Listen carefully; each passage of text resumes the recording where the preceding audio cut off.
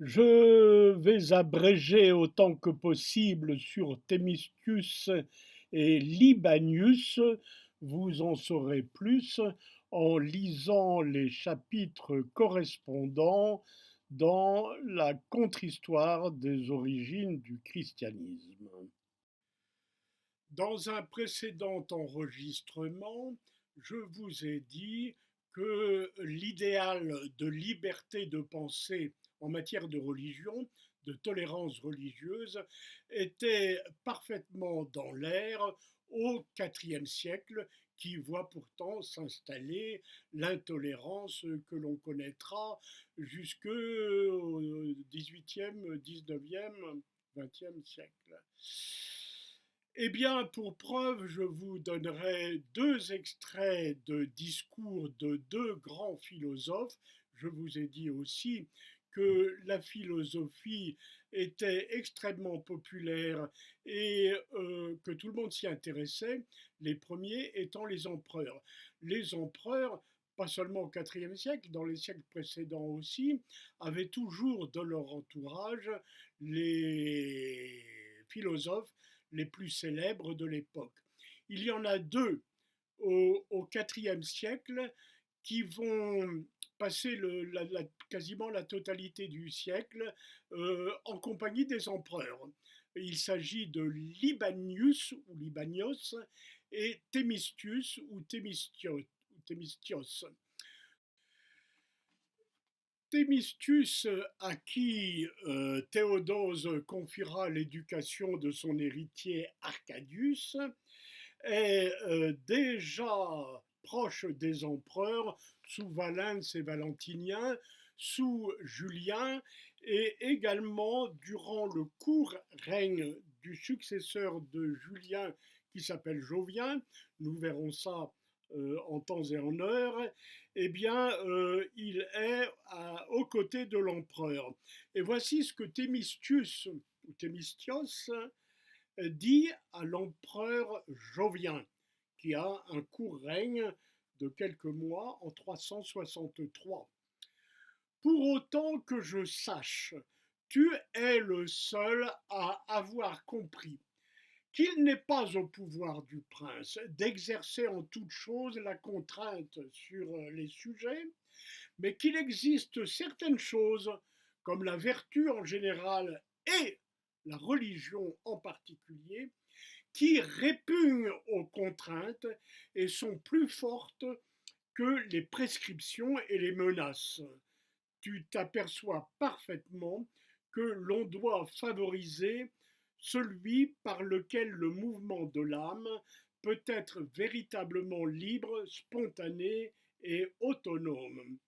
Il est impossible que quiconque soit pieux et dévot, par crainte, par crainte des édits humains, qui sont des prescriptions caduques et de vains épouvantails que fréquemment le temps engendre, puis abandonne.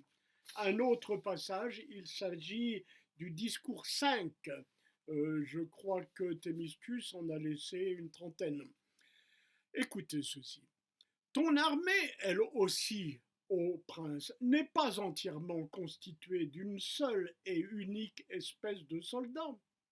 Certains d'entre eux portent l'armure lourde, d'autres sont cavaliers, archers, lanceurs de javelines. Certains marchent aux côtés de ta propre personne, d'autres se tiennent à proximité, d'autres sont loin de toi et se contenteraient d'être connus de tes gardes, tandis que pour d'autres encore, cela même est impossible. Mais ils sont tous liés à toi et à ta pensée, non seulement les soldats, mais aussi les sujets civils, les paysans comme les orateurs, les membres des assemblées curiales comme les philosophes. Considère, Seigneur, considère que le Seigneur de l'univers se complaît également en cette variété. Le Seigneur de l'univers, c'est-à-dire Dieu. Dieu aime la diversité des croyances.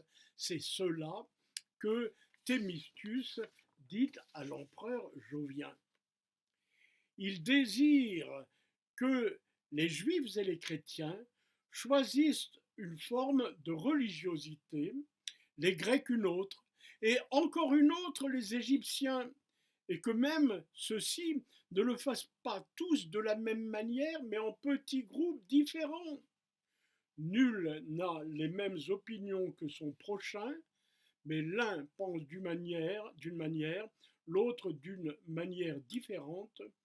Pourquoi donc tenter d'user de la force dans ce qui échappe à la coercition?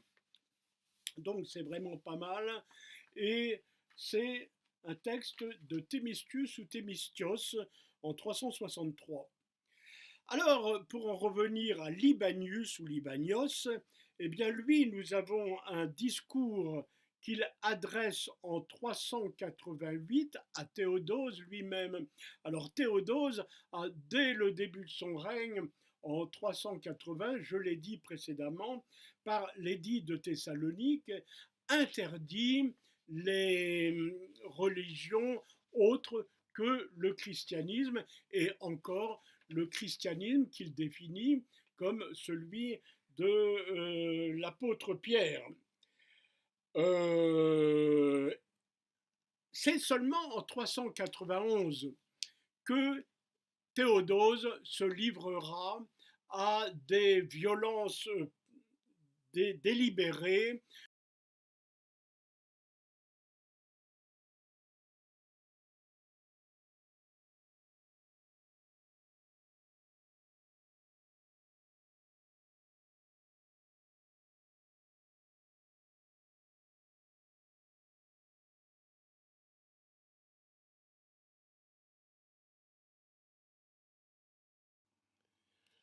Vous pouvez vous abonner à cette chaîne YouTube, Contre-Histoire des origines du christianisme, et publier vos réflexions auxquelles je répondrai